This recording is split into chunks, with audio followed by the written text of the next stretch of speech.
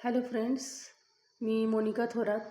मी रियांश कंपनीची यूजर आणि प्रमोटर आहे आणि सध्या मी या कंपनीमध्ये टीम मॅनेजर म्हणून कार्यरत आहे.